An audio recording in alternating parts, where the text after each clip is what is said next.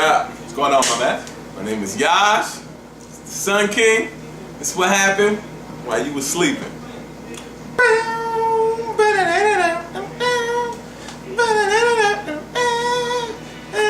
name of that?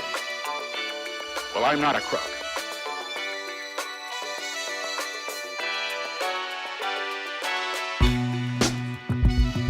No, sir. It does not. Not wittingly. Ceremonial signing of the agreement, and you see it there.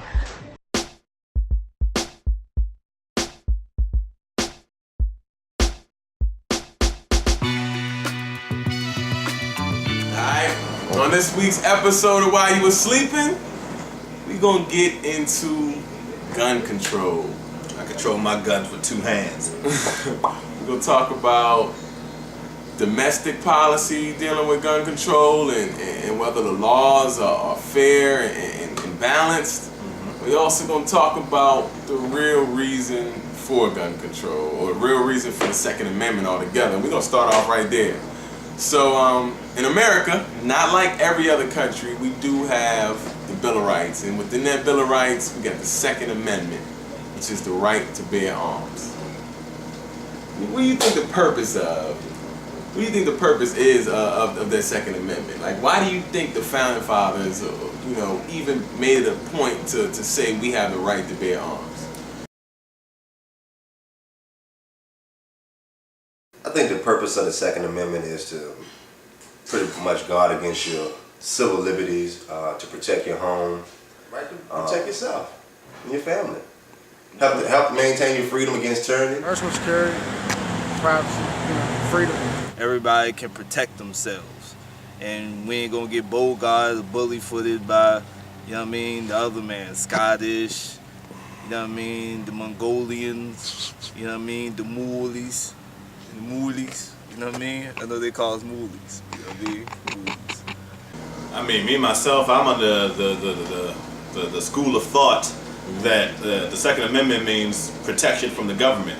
Like, I believe that they gave us that right so that the government couldn't just be a dictatorship, couldn't be a plutocracy, it couldn't be a kingship, it couldn't be nothing like that where it's complete control, absolute power in the hands of the few. That's what I think the purpose of it was, but you see how that worked out for us. They found ways around that shit. No doubt, no doubt. So when you look at what was the mindset of the people who created the Second Amendment, you got to go back to their lifestyle and surrounding things about what was going on at that time. And these people were fresh out of the king's rule. These people were just ruled by a harsh king of England, and they wanted to separate that. Was he really that harsh? Harsh compared to what? I mean, compared to George Bush. Hey man, that's a topic of discussion. He let you throw tea in the water. You know what I mean? He didn't let them. He actually sent in the troops with guns right after that. I don't know if that's true. But George Bush will let you. He'll let you protest. He might infiltrate. And George Bush will take steroids. He used to run the Rangers. I need to confirm that. No, that's a later episode, but yeah, you do the history on that. Every nigga he ever had on his team. You might get into that. But these people, they were fresh off being ruled by the King of England. They wanted to make sure that they were instituting a democracy and a republic, and something that was going to stay away from tyrannical rule. So everything in the Constitution, when you really look at it, is really a protection for the government getting too powerful. It's don't let them do this, don't let them do this. We got checks and balances to make sure they don't do that. So everything is a protection for the government. So what we got going on is the guns are our right to protect ourselves from the government getting too powerful. And like a wise person told me, when the government fears the people, you got freedom. And when the people fear the government, you got tyranny. You got to figure out where we're going to draw that line. Can we have tanks riding down the street? You ride around and getting in the tanks? Or, should there be some laws? If there should be some laws, where do we draw that line? Do we want them involved in everything? Honestly, I don't think there's no need for a regular, everyday person like yourself or me to have an assault rifle. I mean, like I said, we're not at war. Even though, like I said, there's inner cities, there's basically a war in the streets. But we're not military. We don't need no high-power artillery unless terrorists come over here and start a war in the streets against everybody like we do to other countries. I don't think anyone should be able to go to a gun show and buy a gun. I don't agree with that. But I don't agree with them like taking rifles away. I feel like we should be able to get guns, but I feel like there's too much easy access to them.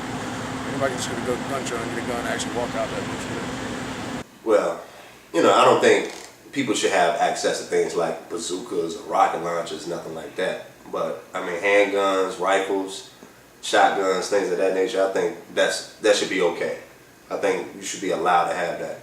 I don't think the police should have access to more high-tech guns than what a average human or average citizen should have. Because I feel like that's just a recipe for a dictatorship at some point. Because I feel like they should be here to protect the people and not necessarily be against the people. Oh, the Austrian people they all had guns. But the government said the guns are very dangerous. Children are playing with guns, hunting accidents happen, and we really have to have total control, safety. And we had criminals again. And the only way that we can trace the criminal was by the serial number of the gun. So we dutifully went to the police station and we registered our guns. Not long after, they said, no, it didn't help. The only way that we don't have accidents and crimes, you bring the guns to the police station and then we don't have any crimes anymore and any accidents. And if you don't do that, capital punishment. And me personally, I look at it like we need to have access to whatever guns the policing force that's going to be patrolling our neighborhoods has. They got assault rifles, they got shotguns, they got handguns, they got bulletproof vests. I feel like we should have access to all of that.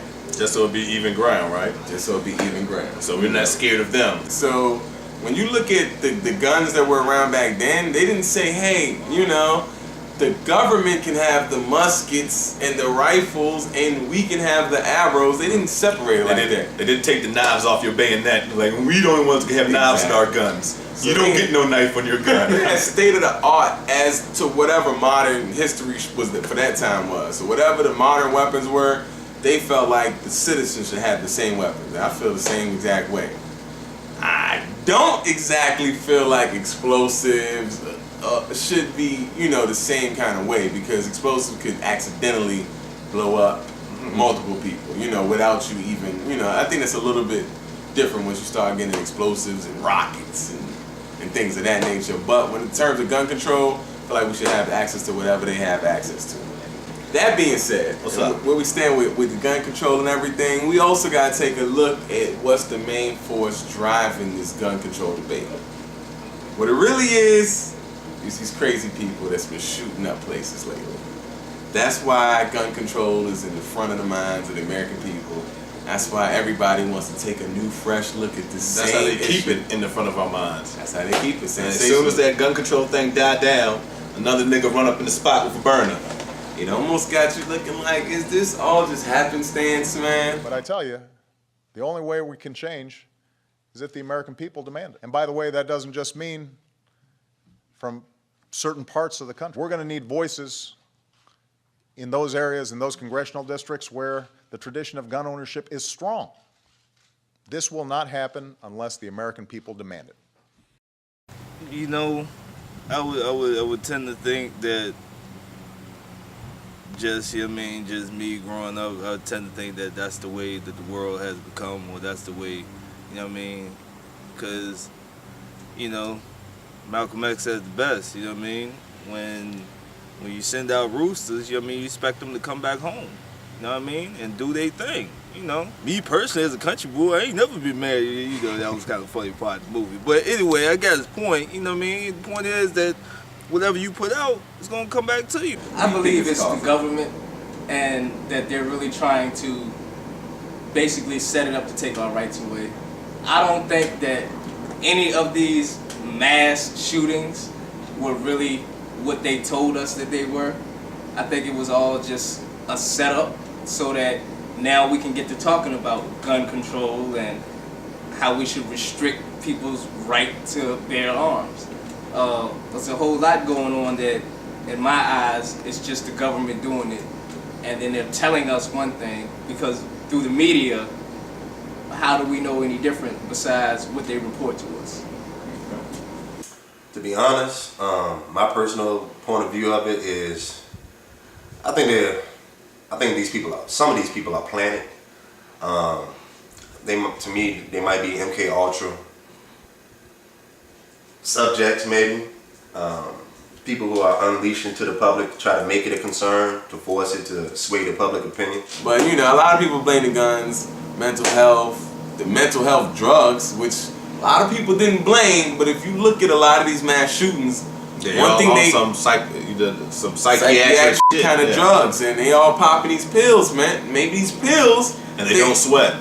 They don't. I don't know about that. That's how you know they dope heads. They pop them pills and they do not sweat. But these same pills, you see them on commercials all the time, man. It may cause you to commit suicide. What?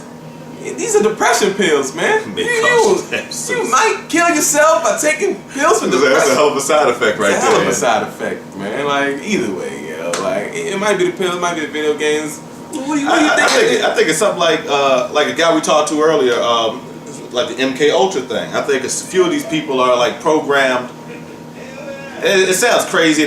People would be like, "Oh man, you paranoid about it," but I mean, you can look at it and see the history of this MK Ultra program and the shit that it delivers. Look up Sirhan and Robert Kennedy shooting.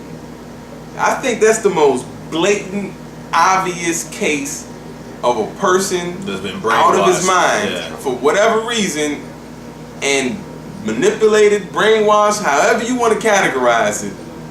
Manipulated, I'm gonna just use that word because it's PC. He's manipulated into shooting somebody. This guy Sirhan is still in jail to this day. He will tell you to this day, like, no, that's me on the camera. I can't deny that that's me. I just have no memory of what happened. I saw a girl in a polka dot dress, and next thing you know, I'm getting pulled back and arrested. Something happened, and Annie could pull these memories out from hypnotizing him. He starts to remember different things about what happened and when they hypnotized him. Between the Manchurian Candidate, Sirhan, and other weird events, you can start to construct the possibility of something like this happening. And you could Google MK Ultra because this was a program that the government had. It's documented. It's fact. Dr. Green performed radiation experiments on me in 1970, focusing on my neck, throat, and chest. 1972, focusing on my chest and my uterus in 1975. Each time I became dizzy, nauseous, and threw up. All these experiments were performed on me in conjunction with mind control techniques and drugs in Tucson, Arizona. Dr. Green was using me mostly as a mind control subject from 1966 to 1973. His objective was to gain control of my mind and train me to be a spy assassin. You also got other things going on, like the Fast and the Furious. It's a good movie. But the Fast and the Furious was also a scandal that happened with Eric Holder. Because Vin Diesel won in the fifth one. That's not the scandal. Okay. But there may be another scandal. Maybe that's the next episode. No, it's not. But nah, Eric Holder and the Obama administration, they were actually involved with guns being transferred to the Mexican mafia. Oh no, I'm not paranoid. Oh no, I'm not going crazy. No, this is actual facts. A lot of people don't know about it. We're talking to people in the street, a lot of people never heard of this issue. It's not a punchline. Yeah, actually this guy, not just guy, but this administration, because I'm under the belief that you don't do certain things without approval, and you just don't got rogue agents that sell guns to the Mexican mafia. No, that's an organizational decision. That's a structural decision that starts at the top. The little guy gets caught, but whatever. So these guys are getting guns to the Mexican mafia. These guns end up killing Americans and even killing a border patrol agent. And this is what kind of brought this to light. So when you're investigating that the same administration that's got their foot on your neck telling you that, hey, we need to control the guns, we need to control the guns. These same people are getting guns to the Mexican mafia. You can almost see how it's not way out the way to say that a government may do something to push the solution that they wanted anyway. So what's the result of the Mexican mafia killing lots of people? They've been in the news a lot of people dying down there. The result is you say, hey, save us. They're going crazy.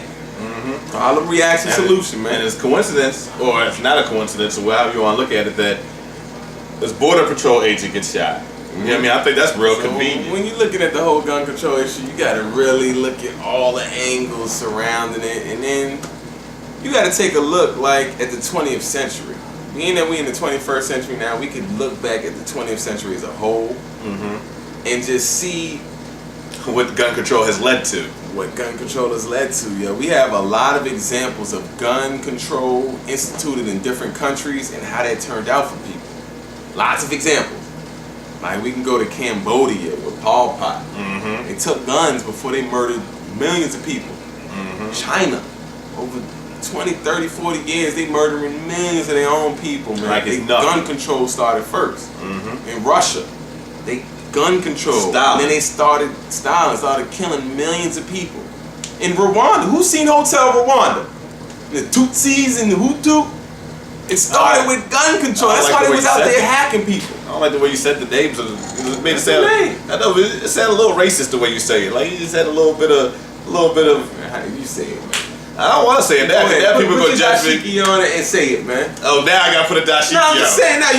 You more African than me, eh? I'm a little bit more African than man. But nah, honestly though, if you seen that movie, it's some wild stuff going on. But that started with gun control first. Before all the killing happened and the genocide, it started with gun control.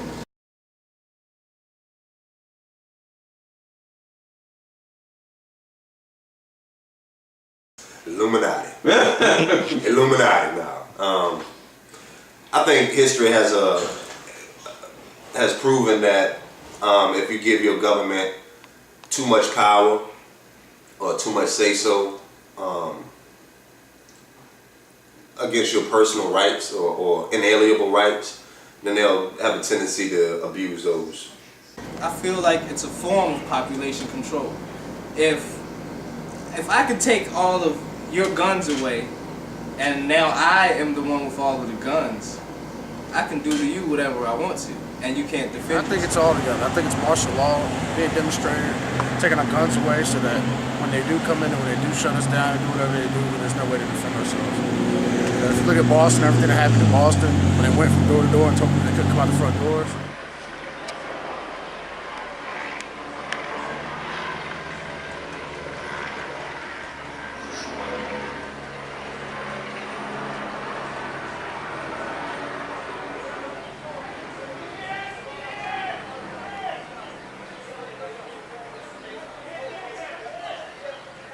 And then when you look at the numbers, by different estimates, it's about 260, 270 million people that were murdered in the 20th century. Unarmed, innocent people, after gun control, killed by the government. By their own government, By their own government. So, hey, tell them the math. They said it's like about 20 times more likely. If you look at all the data and just put all the data from the 20th century, you're 20 times more likely to get killed by your government than a criminal. That's kind of hard math right there. That's It's crazy. something for you to sit on. That's crazy. So when they pushing gun control and they making you scared of the bad guy in the trench coat, you're way more likely to die by them. The same people telling you to be afraid of the bad guy in the trench coat, you're way more likely to die by them than that guy in the trench coat. That's something to consider. So if you look at it like that, you'd be better off with the gun to protect yourself from that government. Because like I said, if they scared of us, we get freedom. So when you look at it all like that, and then I looked at some other statistics from 2003. Stating that in 2003, right, American citizens, they actually killed 2.5 times more criminals in the act of defense. They killed 2.5 times more criminals than the police killed that whole year, 2003. 2.5 times more. Regular people with guns killed 2.5 times more than the police department actually did. And they did it more efficiently. They did it with a 2% inaccuracy rate, meaning that only 2% of the time that they shot somebody that wasn't actually the criminal, or shot somebody accidentally, like in the act of defending themselves from a crime. Talk to them. 11% of the time, the cops made a mistake. What else? Oops. Not only that, but cops. So first of all, 2.5 times more, the actual citizens did a better job at a better rate. And then when you look at it in whole, like the police department cannot save you from crime. They come after the crime happens, people. They don't come to the rescue with the guns ablazing. No, they come after your dad. But see, that's what they want you. They want you to, like the Minority Report. Oh, yeah. They want something like that. You know what I mean? That's what the government is trying to do. You know what I mean? Like they want all around the clock preemptive police force. Yeah. So that way, like, yo, you were about to do something wrong. That's how they do things. You know what I mean? But until that happens, and I hope it never happens, they can only solve crimes. They can't prevent them. You know what I mean? Not all the time anyway. Not unless they just, you know what I mean, cruising down looking for niggas, and all of a sudden, oh, that nigga's up to no good. It's crazy when you look at some of those hard numbers. It's like, wow, government is killing a lot of people out there.